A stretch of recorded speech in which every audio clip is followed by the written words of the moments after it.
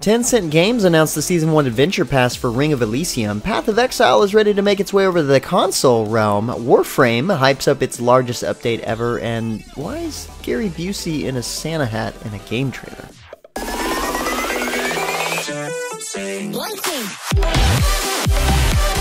What's up, guys? James Blonde here with a weekly recap for gaming news and announcements of the week of November 9th, 2018. And starting out the news this week, Frostkeep Studios announced recently that Rend will be receiving 2 new game modes and new updates on their public test realm.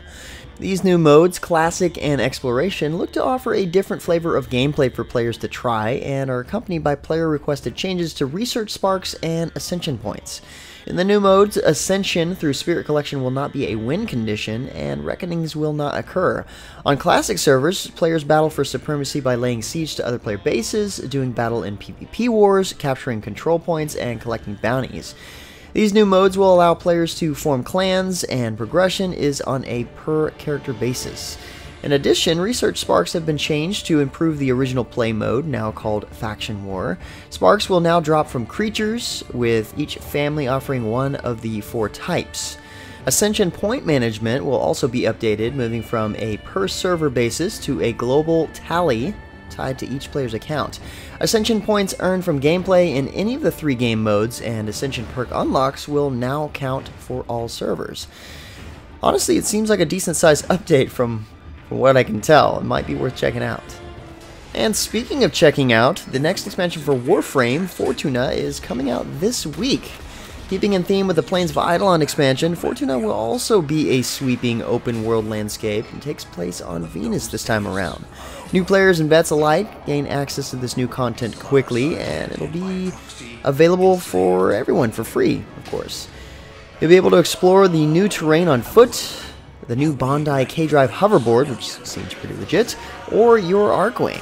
Fortuna also introduces a new faction, Solaris United, as well as a new frame, mining, fishing, and a new enemy alert system. This is easily one of the biggest expansions Warframe has ever seen, so it's definitely not worth missing out. Head over to the site post link below for even more details. Next up, the PC Racing MOBA Heavy Metal Machines Halloween update actually gets an extension. The event now lasting through December 4th. That must have been really good. The event features limited time character models including skins for Little Monster, Rampage, and Black Lotus. The Artificer character will also receive a Halloween skin that resembles a pumpkin witch bat creature that's straight out of hell. However, now players can earn the 71st Witchcraft skin for free by completing 40 group matches with Steam friends until November 20th. These special skins also change characters' abilities when equipped. It's probably why the event worked so well, so make sure you grab them while you can. In some really exciting news, in my opinion, Grinding Gear Games announced that their award-winning ARPG Path of Exile is coming to the PlayStation 4. It's making its way over to consoles. PoE's debut on Sony's flagship console comes alongside the release of the largest expansion of 2018, which is the more exciting part, but unfortunately we're under embargo to talk about it much. So, of course we'll have more information about the expansion coming soon. Keep posted at MMOhuts.com. Also this week, Stunlock Studios celebrates the first anniversary of Battlerite's launch. From now until 14th of November, both Battlerite and Battlerite Royale will feature anniversary chests. You can obtain them through completing in-game quests. These chests include items from all the previous game events, which is pretty cool. In addition, a champion well known by arena fans, Esmo, is entering Battlerite Royale. Look forward to that. Next up, it looks like the crowdfunding for the Galaxy of Lemuria officially went live this past week, and once funding is achieved, it'll be available on PC, Xbox One, and PS4 with a scheduled release in 2019. Players will travel from planet to planet, battling monsters, building things, and breaking down other players' buildings. Sounds like griefing to me. The game will also feature a card-based leveling and skill system, so you'll choose a specific deck to begin with in the game, and you'll replace the cards that you find throughout the course of play. So it kind of seems like an interesting mix of game mechanics. Maybe worth looking into. This next bit of news is a bit odd and kind of funny, as the legendary actor Gary Busey will be starring in the Twisted Christmas Seasons Beating update for Killing Floor 2. This is scheduled for an early December launch on PS4, Xbox One, and PC via Steam. The update is one of Tripwire Interactive's largest to date. New maps, new weapons, and a new playable badass Santa character for purchase, voiced by Gary Busey himself. That's actually really cool.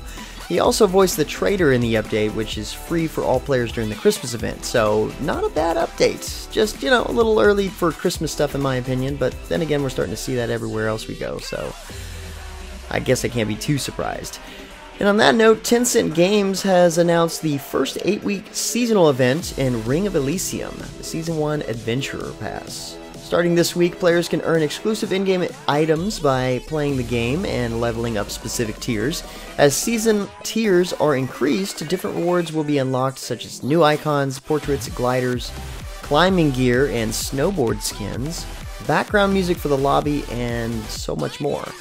There's a free pass that allows players to increase their season tiers and receive rewards, but the full Adventurer Pass costs 950 E-points. Just signing up for the Adventurer's Pass will grant players rewards, including the icon characters Gavin X, Haas, and Lynn.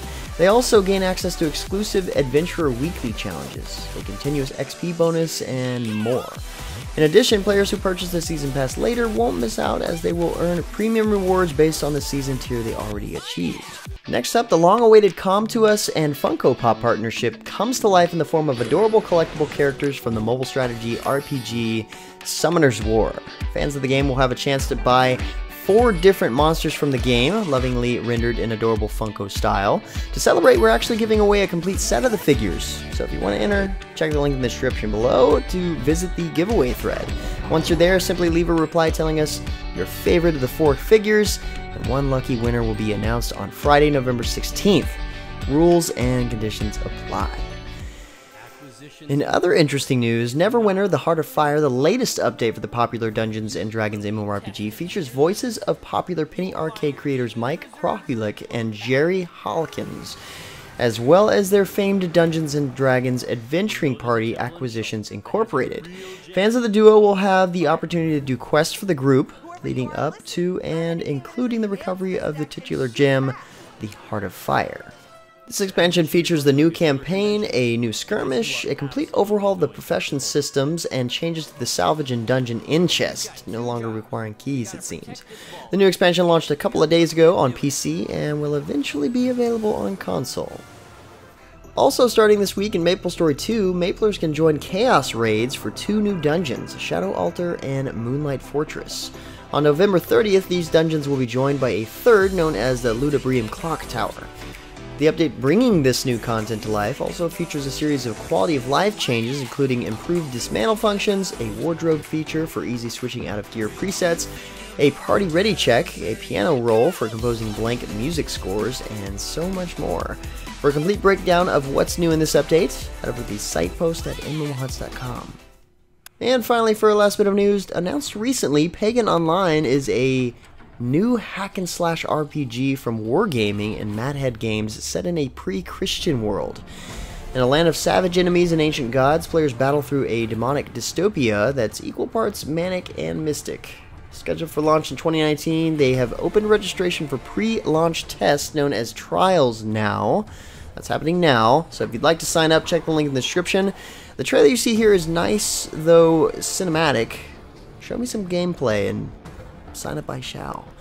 Anyway guys, that's about it for all the major news and announcements for this week. I do have one more announcement to make. We will be taking a holiday break from the weekly recaps, so sadly for you guys there won't be a new recap next week or the week after, but we'll be sure to hit you up with plenty of gaming news when we get back. I am also in the process of moving. I finally purchased my first home, so, you know, wish me luck with that whole process because it's a straight up nightmare.